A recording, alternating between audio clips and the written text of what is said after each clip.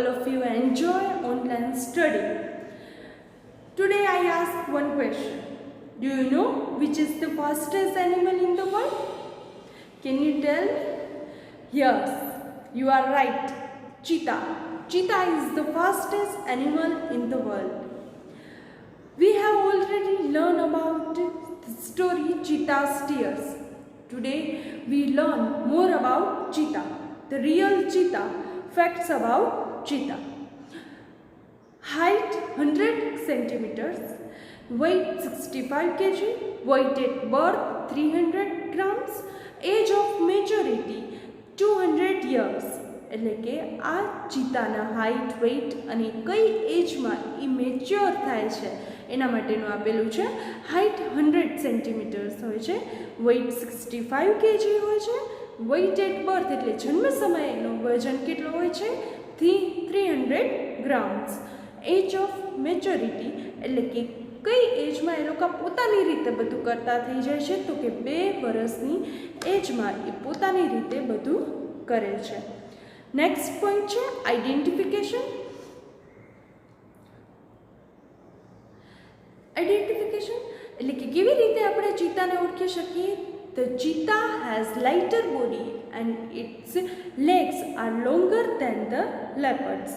એટલે કે ઘણી વખત આપણે કન્ફ્યુઝન હોય છે કે ચીતા કોણ છે ને લેપર્ડ એટલે દીપડો. કેટલીક વખત તો એવું વિચારતા હોય છે કે બે એક જ છે, પણ બે અલગ છે.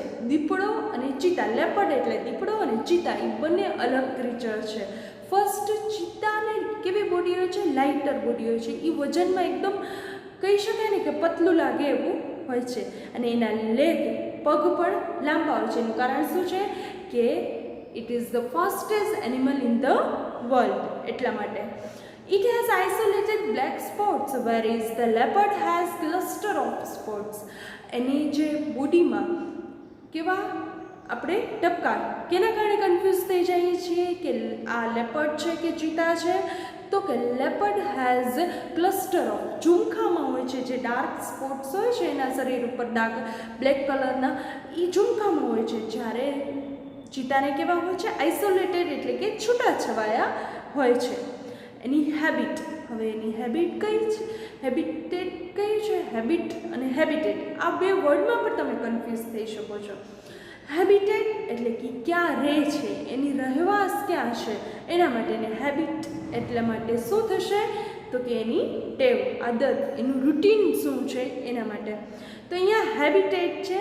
Cheetah usually live in open forest. ક્યાં રહે છે તો કે ઓપન ફોરેસ્ટમાં, ખુલ્લા જંગલમાં પોતાની રીતે એ રહેવાવાળું પ્રાણી છે. Presently they are found mainly in Africa. Mainly આપણે એને આફ્રિકામાં જ જોઈ શકીએ છીએ. We had lot of cheetahs in India but the last one was shot by hunters around 1950. આપણે ઘણા બધા અહીંયા ચીતા જોવા મળતા હતા, પણ હવે એ જોવા મળતા નથી. Last one cheetah was shot by hunters around 1950. 1950ના છેલ્લે એક ચીતા જે હશે એ હન્ટર દ્વારા શિકાર કરી લેવામાં આવ્યો. હવે પછી એના પછી જોવા મળતા નથી. નેક્સ્ટ પોઈન્ટ છે હેબિટ. નાવ હેબિટેટ પછી હેબિટ એટલે કે એનું કેવું છે રૂટીન, એ કેવો રહેવામાં છે. It is the fastest animal on the અર્થ. કેવો છે મેં પહેલાં જ વાત કરી કે અર્થ છે પૃથ્વી પરનો ફાસ્ટમાં કહી શકાય એવો એનિમલ છે એ ચીતા છે. અને આ તમને ખ્યાલ હશે કે આ સુપરલેટિવ ડિગ્રી છે. આપણે જ્યારે પણ કેવી વાત કરવી હોય ને કે આના સિવાય બીજું કોઈ ચડિયાતું નથી, તેવું દર્શાવવા માટે આપણે સુપરલેટિવ ડિગ્રીનો ઇંગ્લિશમાં ઉપયોગ કરીએ છીએ. It is the fastest animal. કોઈ પણ વસ્તુની, વ્યક્તિની, પરિસ્થિતિની કમ્પેરિઝન કરવાની હોય ત્યારે આપણે ડિગ્રીનો ઉપયોગ કરીએ છીએ. એવા 3 ડિગ્રી છે, પોઝિટિવ, કમ્પેરેટિવ અને સુપરલેટિવ. અહીંયા જે સેન્ટેન્સ આપેલો છે it is the fastest animal on the earth, એ સુપરલેટિવ ડિગ્રી છે કે એના સિવાય એનાથી ઉપર કોઈ ચડિયાતું નથી. Its top speed can be around 100 km/h. કે 1 કલાકમાં એની ટોપમાં ટોપ સૌથી સારામાં સારી સ્પીડ કહી શકાય છે કે 100 km/h. 1 કલાકમાં એ 100 કિલોમીટર કાપી શકે છે. અને એવું કહેવામાં આવે છે કે જેટલી સ્પીડ કારની સ્પીડ છે એના કરતાં પણ આ ચિત્તાની સ્પીડ હોય છે. But it can maintain this speed only for a very short distance. Sometimes it can tech as so long as 15 meters. અને આ જે એની સ્પીડ છે કેટલોક સમય મેન્ટેન કરી શકે છે. જો શોર્ટ ડિસ્ટન્સ હોય ત્યાં સુધી જ આ એની સ્પીડ રાખી શકે છે. જો લોંગ ડિસ્ટન્સ હોય તો એની સ્પીડ ઓછી થઈ શકે છે એવું કહે છે. અને નેક્સ્ટ પોઈન્ટ છે કે sometime it can take a leap as long as 15 metres. કેટલો કેટલો મોટો કૂદકો, લીપ એટલે કૂદકો, જમ્પ મારી શકે છે 15 મીટર્સ એટલે કે 15 મીટરનો એકી સાથે જમ્પ મારી શકે છે. ઇટ ક્રિપ્સ એટલે સરકવું, સાયલેન્ટલી બિહાઇન્ડ ધ પ્રે. પ્રે એટલે અહીંયા શું થશે? શિકાર. બરાબર? PRAY પ્રે એટલે આપણે પ્રાર્થના અને PREY પ્રે એટલે શિકાર. એ શિકારની પાછળ ધીમેથી સરકે છે. Then leaps up to catch અને કેચ ઇટ અને એને પકડવા માટે અચાનકથી જેનો શિકાર કરવાનો છે. તમે પહેલાં જ જોયું કે હરણ ઉપર મધર ચિત્તા શિકાર કરે છે એટલે કે એનો શિકાર કરવો છે તો સાયલેન્ટલી એના પાછળ ધીમેથી સરકી અને આવે છે અને એના પર કૂદકો મારીને જમ્પ મારીને એને પકડી લે છે. It does not preserve its prey. એ એના શિકારને ક્યારે પણ સાચવી રાખતો નથી કે હલો આજે શિકાર કર્યો, ખાધું, થોડુંક ભોજન કર્યું અને પછી હવે નેક્સ્ટ ડે વળી પાછો એ જ. એટલે એવું કહેવામાં આવે છે કે વાસી ખોરાક ખાતો નથી. It sometimes causes death of cubs and young cheetah. એના બચ્ચાને શું કહીએ છીએ આપણે? કબ્સ. ચીતાના બચ્ચાને કબ્સ કહેવાય છે. હવે એ અને યંગ ચીતા છે એના કારણે ઘણી વખત ડેથ થઈ જાય છે. કેમ કે ઘણી વખત એને કોઈ શિકાર માટે મળતું નથી, એના ભોજન માટે મળતું નથી અને એ પ્રિઝર્વ કરતો નથી. એના કારણે ઘણી વખત નાના બચ્ચાઓની ડેથ થઈ જાય છે. It is a સોલિટરી creature. સોલિટરી creature એટલે કે એકલું રહેવાવાળું, પોતાની રીતે એકલું જ જીવવાવાળું પ્રાણી છે. It does not live in a group or herd. કોઈ ગ્રુપમાં કે હર્ડ એટલે ટોળામાં રહેવાવાળું પ્રાણી નથી.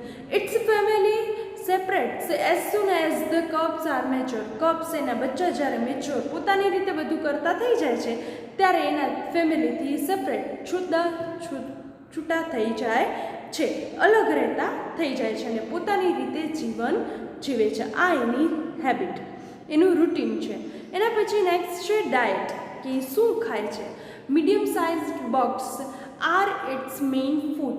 એના જે મીડિયમ સાઇઝના બગ્સ કહી શકીએ એટલે કાળિયા જે કહી શકીએ એ એનું મેઇન ફૂડ છે, એને બહુ જ પસંદ છે. ઇટ ઓલ્સો કેચીસ, પકડે છે કોને? હેઝ એટલે સસલાને અને લાર્જ બર્ડ્સને, એ પણ એનું ભોજન છે. નાવ કબ્સ એટલે કે નાના બચ્ચા એના. The female gives birth to 2 to 4 cubs at a time. એકી સાથે એને 2 થી 4 બચ્ચાઓ જન્મે છે.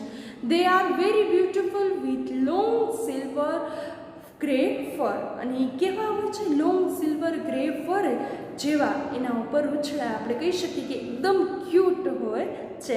Mother calls them by giving a high pitched whistle like a bird. જે આપણને એવું જોઈએ છે કે આપણે આપણા બચ્ચાને એકદમ પ્રેમથી બોલાવીએ એવી જ રીતે animals also have feelings. We show in the lesson cheetah's tears just like mother calls them giving by a high pitched whistle like a bird. Bird કેવી રીતે જોશથી એક વિશલ, એક ચીસ પાડે છે એવી જ રીતે મધર જે હોય છે ચિત્તા, મધર ચિત્તા હોય છે એકદમ જોશથી વિશલ દ્વારા, સીટી દ્વારા એના નાના બચ્ચાઓને બોલાવે છે અને એને પ્રેમ કરે છે.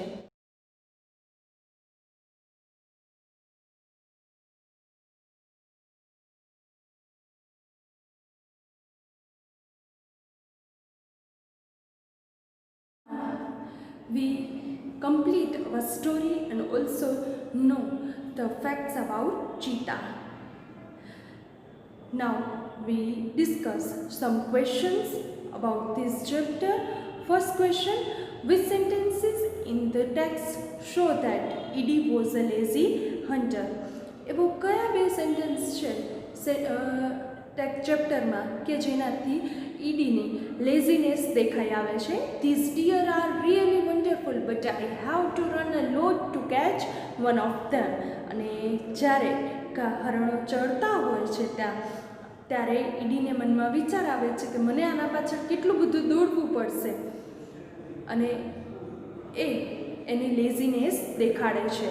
નેક્સ્ટ જે સેન્ટેન્સ છે, can't there be an easy way to get one, અને એ એક શોર્ટકટના વિચારમાં હોય છે કે એવો કોઈ શોર્ટકટ નથી કે જેનાથી મને આ મારો હું શિકાર ઝડપથી અને ઇઝીલી કરી શકું. Next question, Idi decided to catch a cub. Why? કે શા માટે ઈડી કબને પકડે છે, ચોરી કરે છે? Idi decided to catch a cub and train it to hunt for him. અને એને શિકાર કરવા માટે કે એને ટ્રેનિંગ આપવા માટે કે ઈડી માટે કબ છે એ શિકાર કરી લાવે. Next question, why was it safe for Idi to steal cub. It was safe for Edie to steal a cub because he knew that a cheetah never attacks a man. કેમ કે ED જાણતો જ હતો કે આ જંગલી પ્રાણી ચિત્તા છે, પણ વાઇલ્ડ એનિમલ છે, પણ ચિત્તા નેવર એટેક, ક્યારેય પણ માણસ ઉપર હુમલો કરતા નથી. Next question 4, how according to Shano did Idi bring the dishonour the Zulu tribe.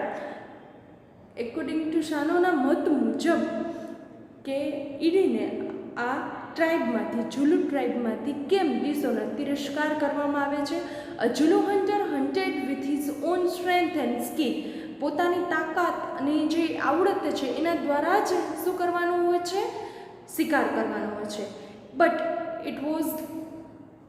He was lazy and with he stall the cups. કેવો છે? એ પોતે લેઝી છે, આળસુ છે, અને સાથે એ ચોરી કરી. સ્ટોલ, સ્ટીલનું પાસ્ટ ટેન્સ સ્ટોલ, અને એનું past participle stolen.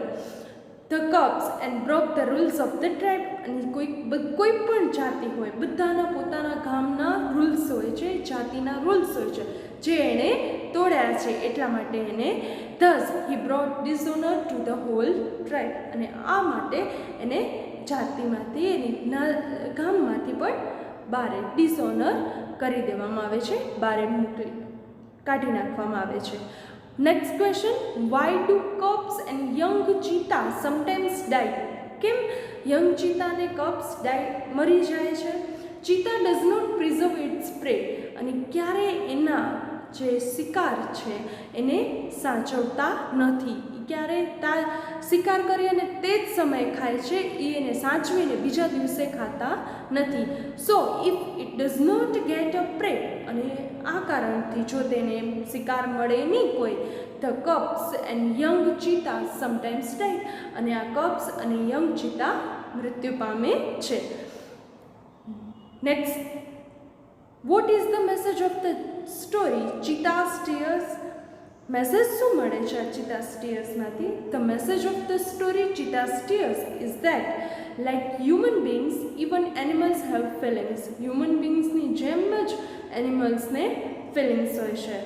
They love their young ones and can cry when they lose them. અને એના બચ્ચાને, જે એના યંગ વન્સ હોય છે, એને પણ એટલો જ પ્રેમ કરતા હોય છે જ્યારે તે છૂટા પડી જાય છે, ખોવાઈ જાય છે ત્યારે. Now, I hope all of you understand this whole story. Also questions? Okay, thank you. Have a nice day. And you write down all the questions in your book as a homework. Thank you.